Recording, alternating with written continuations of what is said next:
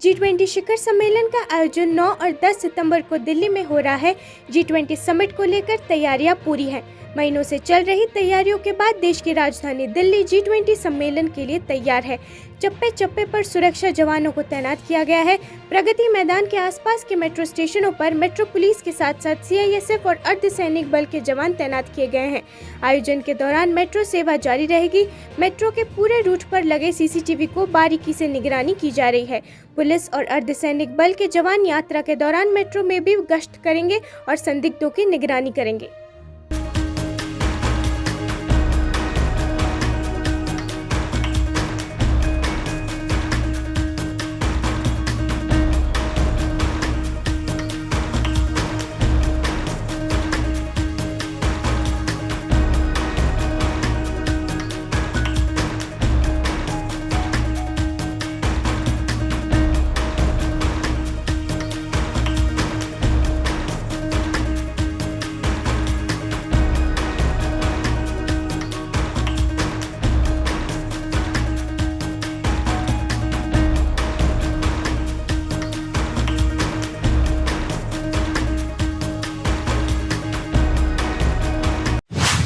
दिल्ली के नरेला औद्योगिक क्षेत्र में एक ऑटो पार्ट्स कंपनी में भीषण आग लग गई। घटना की सूचना मिलने के बाद दमकल की गाड़ियां मौके पर पहुंची और आग बुझाने की कोशिशें जारी है। घटना के पीछे का कारण अभी तक पता नहीं चल पाया है। अधिक जानकारी की प्रतीक्षा है। CFO ने बताया कि आग से कंपनी का सभी सामान जल गया है। आग के कारणों का भी अभी पता नहीं चल पाया है। वहां पर दमकल विभाग के हरीश बोहरा, गिरीश आर्य, चंद्र प्रकाश, मदन सिंह, संजय नेगी, चंदन पुजारा, महेश सनवाल, हरीश भट्ट, भारत सिंह मौजूद रहे।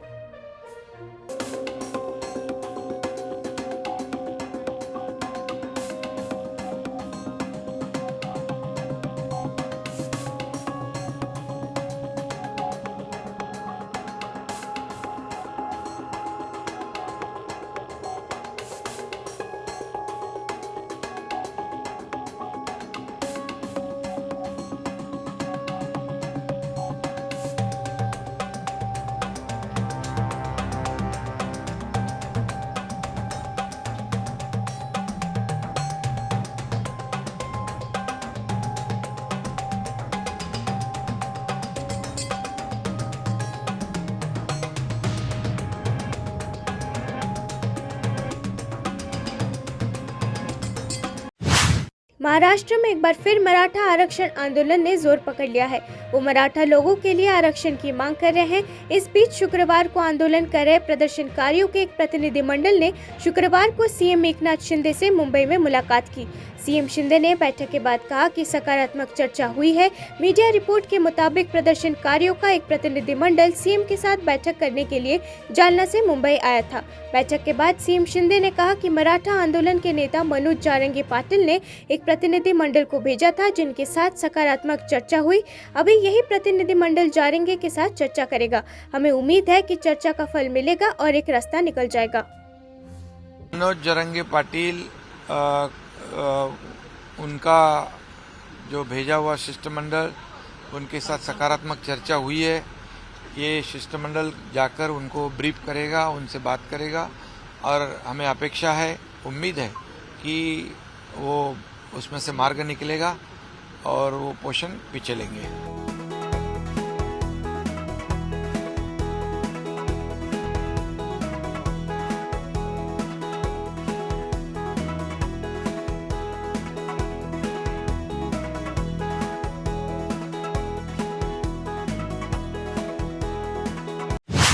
एशियन विकास बैंक के अध्यक्ष 18वें G20 नेताओं के शिखर सम्मेलन में भाग लेने के लिए दिल्ली पहुंचे। मेगा इवेंट G20 शिखर सम्मेलन आज और कल सितंबर को नई दिल्ली में होने वाला है।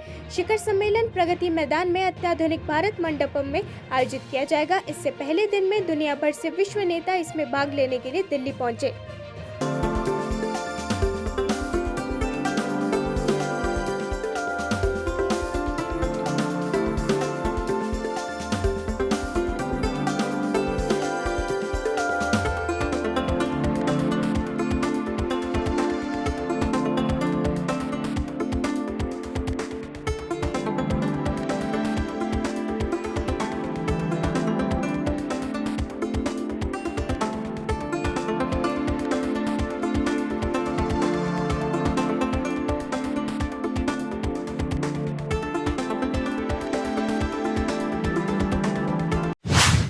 मुख्यमंत्री अशोक गहलोत आज निवाई पहुंचे। यहां उन्होंने एकलव्य मॉडल स्कूल में व्यवस्थाओं का जायजा लिया। निरीक्षण के बाद मुख्यमंत्री अशोक गहलोत ने कहा कि प्रदेश में विपक्ष बिना सत्य के आधार पर आरोप लगाता है।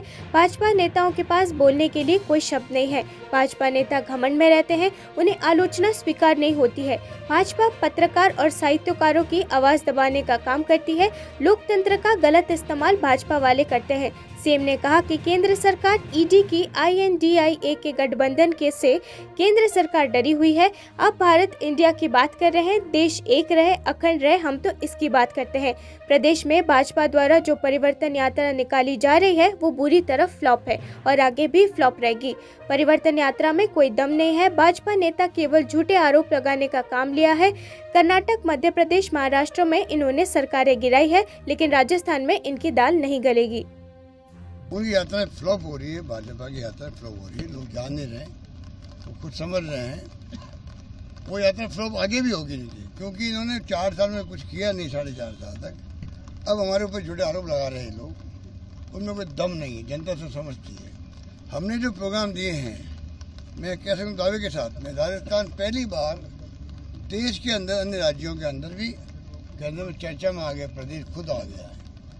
इतनी योजना हमने दी, OPS की दी हो कर्मचारियों के लिए, RGSS की दी हो, राइट टू हेल्थ एक्ट बना दिया। दुनिया में नहीं है भाई, राइट टू हेल्थ, 25 लाख का बीमा, ऐसी स्कीमें कहीं नहीं है देश के अंदर। दुनिया के मुल्कों में भी शायद कहीं नहीं है। वो काम हमने करके दिखाए हैं। बाकी तो आप कई योजना दी, आपको मालूम है, भी वक्त नहीं कि मैं उस पर चर्चा करूँ। पर एक के बाद एक हमने जो एक्ट बनाए हैं, किसानों के लिए बना दिया, जमीनें कुर्क नहीं हो सकती उनकी। गिग वर्कर्स आके नया कंसेप्ट हुआ है।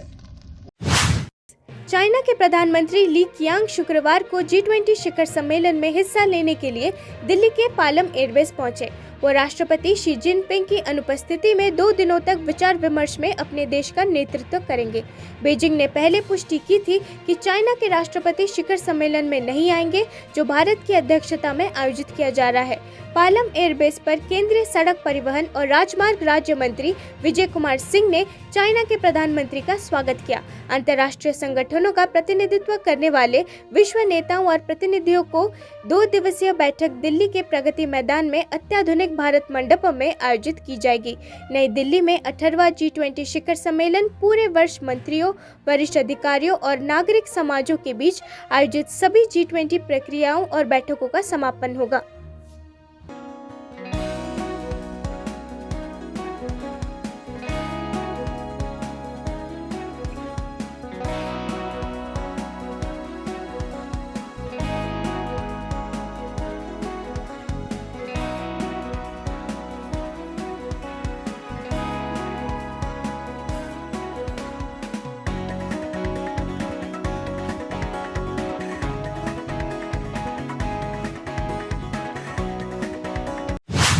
G20 शिखर सम्मेलन के लिए नई दिल्ली तैयार है। 9 से 10 सितंबर तक होने वाले G20 शिखर सम्मेलन के लिए दुनिया के दिग्गज नेताओं का जमघट भारत में शुरू हो गया है। नीदरलैंड के प्रधानमंत्री मार्क रूट आज और कल होने वाले G20 शिखर सम्मेलन में भाग लेने के लिए शुक्रवार को भारत पहुंचे। हवाई अड्डे पर केंद्रीय राज्य मंत्री जनरल VK सिंह ने इनका स्वागत किया। डच प्रधानमंत्री के स्वागत में नर्तकों के एक समूह ने शास्त्रीय नृत्य भी प्रस्तुत किया। इस बीच विदेश मंत्रालय के अनुसार साझा लोकतांत्रिक आदर्शों, बहुलवाद, बहुसंस्कृतिवाद और कानून के शासन की नींव पर आधारित मजबूत आर्थिक और वाणिज्यिक संबंधों द्वारा चिन्हित भारत डच संबंध उत्कृष्ट रहे हैं।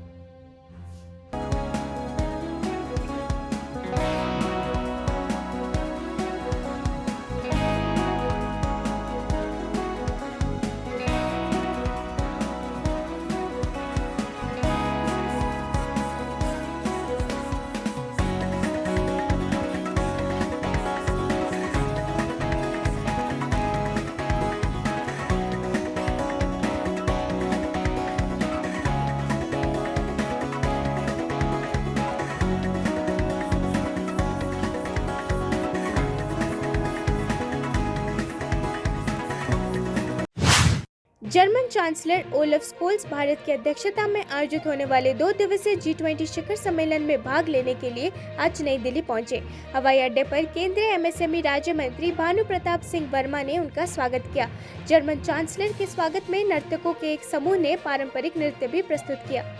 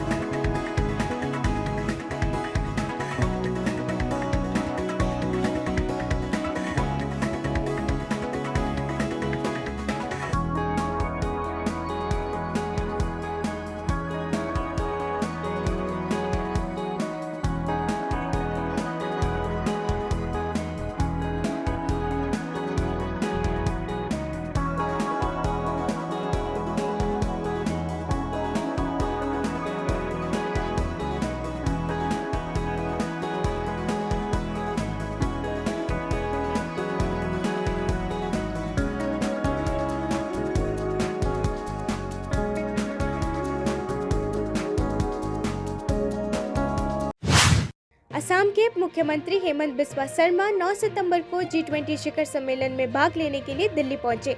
उनके आगमन पर हवाई अड्डे पर उनका गर्मजोशी से स्वागत किया गया। विशेष रूप से 18वां G20 नेताओं का शिखर सम्मेलन आज और कल प्रगति मैदान के भारत मंडपम में आयोजित होने वाला है।